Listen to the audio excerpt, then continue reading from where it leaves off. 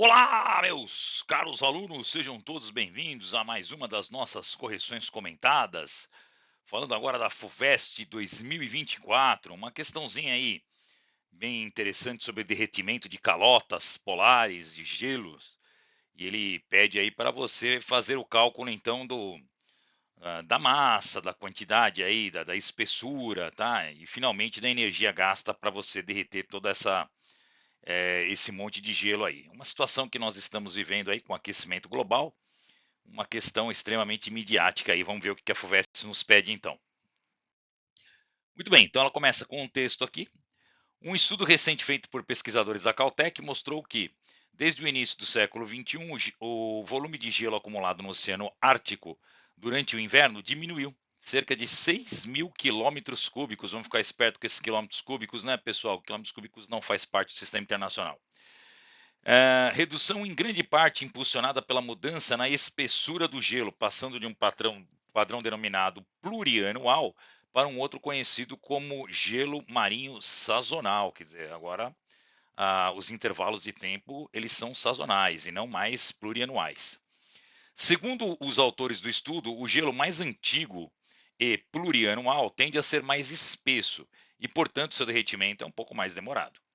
À medida que esse reservatório de gelo antigo marinho do Ártico se esgota e o gelo sazonal começa a ser predominante, né, passar a se predominar, nós vamos esperar então que a espessura e o volume global de gelo marinho no Ártico diminuam, tá?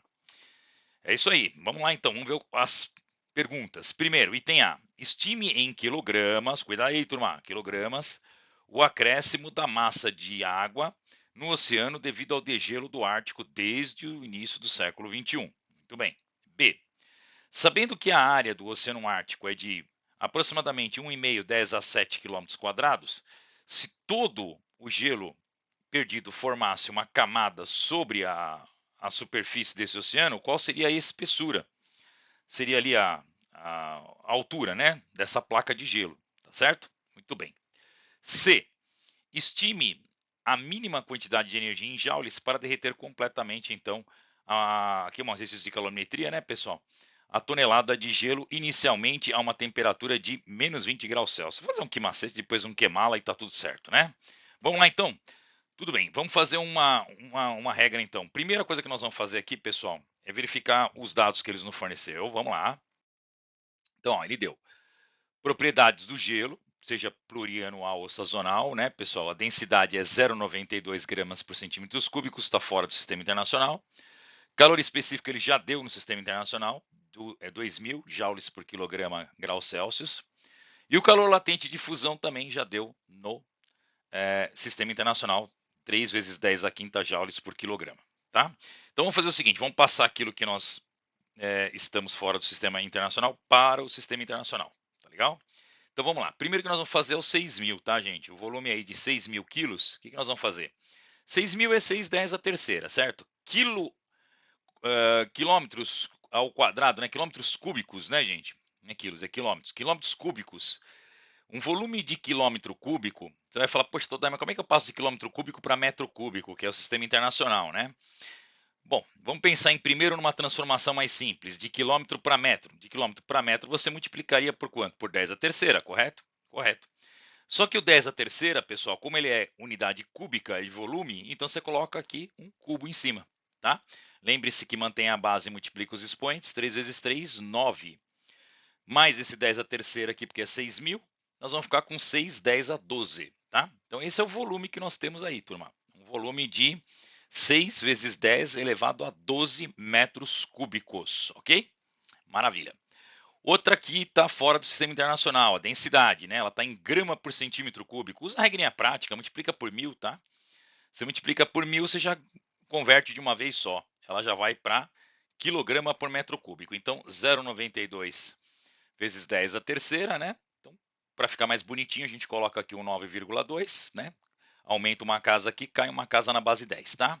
Então tá aí, 9,2, 10 ao quadrado, quilogramas por metro cúbico, a densidade da água salgada ali. Perdão, da água salgada nada, da água do gelo ali, né? Muito bem. Agora nós temos a área, né, turma? A área que ele deu foi uma área de 1,5, 10 a sétima. Bom, mesma coisa lá do que a gente fez com o volume, nós vamos fazer com a área, tá bom? Vamos pensar numa transformação de quilômetro, pessoal, para metro. De quilômetro para metro, como é que é? Tudo um quilômetro tem 1000 metros, então vamos multiplicar por 10 a terceira, isso mesmo. Só que como é ao quadrado, você eleva o quadrado em cima, tá? Então mantém a base 10, 2 vezes 3 vão dar 6, né? Então fica 10 a sexta. 10 a sexta com 10 a sétima que ele já tinha dado, você vai ter 1,5 vezes 10 a 13, tá bom? Aí, pessoal, a área está dada. Muito bem, então vamos resolver o item A, que é o mais fácil, né? De cara. O que ele queria no item A? Gente, no item A, ele vai querer que a gente calcule, pessoal, a massa, a quantidade de massa, né? Então, lembra da fórmula da densidade. Densidade é massa sobre volume. Fórmula básica lá de ensino fundamental ainda, né? Então, se densidade é massa sobre volume, multiplica em cruz, a massa vai ser densidade vezes o volume. A densidade a gente já tem aqui, 9,210 ao quadrado, tá? E o volume a gente já tem aqui, 610 a 12, tá bom? 6 vezes 9, 54, dá aproximadamente 5510 elevado a 14, ou 5,510 elevado a 15 quilogramas. É bastante gelo derretido, hein, Todai? É água pra caramba aí. Pois é. Estão dizendo que tem algumas cidades aí no futuro. Teoria da conspiração, Todai, no meio do exercício. Estão dizendo que algumas cidades como Rio de Janeiro, né, pessoal? Enfim, essas cidades litorâneas aí vão tudo ser engolidas pelo volume de água aí derretido, né? Dessas placas que eram plurianuais e agora são gelo marinho sazonal. Muito bem, vamos lá, vamos para o item B. Item B, o que ele quer? Ele quer altura, ele quer espessura. Vamos ver como é que a gente calcula isso aí. Bom, turma, o cálculo dessa altura, da espessura de gelo, nós vamos fazer pela forma do volume, né? Tá? O volume você sabe, é a área da base vezes a altura, tá bom? Então, o que nós queremos é o H. Então, isola o H, vai ser volume sobre altura. Lembra que o volume a gente já tinha da tela anterior, 6, 10 a 12, e a área também a gente já tinha, 1,5, 10 a 13, né? 6 dividido por 1,5 vai dar 4. 12 menos 13 menos 1, ou seja, 0,4 metros ou 40 centímetros. Então, essa seria o cálculo da espessura. Nós teremos uma espessura de gelo. Se todo o gelo se transformasse, né, numa placa, seria uma placa de espessura de 40 centímetros, bem grossa, né? Muito bem. E o último é um exercício de termologia, né, pessoal, bem bacana, um exercício fácil, onde você vai aplicar primeiro um que-macete e depois um que-mole, tá bom? Bem tranquilo. Então, a quantidade de energia correspondente no calor sensível, por que sensível, Todai? Porque é para só variar a temperatura. Você vai variar de menos 20 até zero. E depois um calor latente. Por que calor latente? Porque tem mudança de estado físico, tá bom? Então, nós vamos aplicar um que-macete para passar de menos 20 até zero. E depois um que-mole para passar de estado sólido para estado líquido, ok?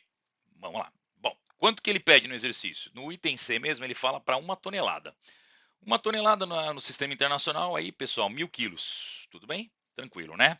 Vamos lembrar daquela tabelinha de dados que ele deu? Ó, tabelinha do DOT e ANOT que ele deu, né? Vai facilitar um pouco a nossa vida. E vamos aplicar, então, os dois, né? O que-macete, então, e o que-mala, né? O que-mole. Vamos lá. Então, para o que-macete, a gente tem MC delta T, tá certo? E para o que-mole, a gente tem o M vezes o calor latente de fusão, ok? Vamos lá, vamos transformar agora em número, gente. A massa, qual que é a massa que nós temos? Lembra, a massa a gente já tinha calculado aqui em cima, ó, é 1 tonelada, mas a gente sabe que tem que pôr no sistema internacional, tem que ser em quilo, tá? Então ficou 10 a terceira. Muito bem, tá aqui. O calor latente, ele já deu no sistema internacional, Todai? Já, gente, tá aqui, ó. O calor latente não, desculpa, o calor específico, ele já deu, ó. 2 vezes 10 a terceira, tá? E a variação de temperatura? Eu vou do menos 20 até o zero, então eu vou variar 20, ok? Quanto ao que-mala, nós temos então a mesma quantidade de massa, 10 a terceira, e aí sim, o calor latente de fusão, 3 vezes 10 a quinta que ele deu também. Agora é matemática, turma. Vamos lá? Então vamos lá.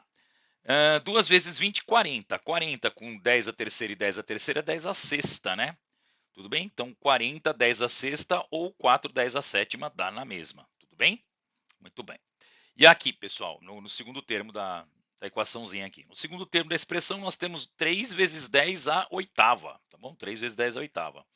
Agora, a gente para somar notação científica, tem que estar na mesma base, né? Então, o que eu aconselho você? Jogar esse cara aqui para 0,4 10 elevado à oitava. Aí você pode somar, tá bom? 3 com 0,4 dá 3,4, ok? É isso aí, turma. 3,4, 10 à oitava joules. Exercício bem bacana, bonito, né? Bem midiático, tá? Estão falando muito hoje em dia sobre isso e não vi nada aí de complicado. O FUVEST foi bem tranquila. Espero que você tenha levado, tá bom? Qualquer dúvida deixa no comentário. Um grande abraço e até a próxima.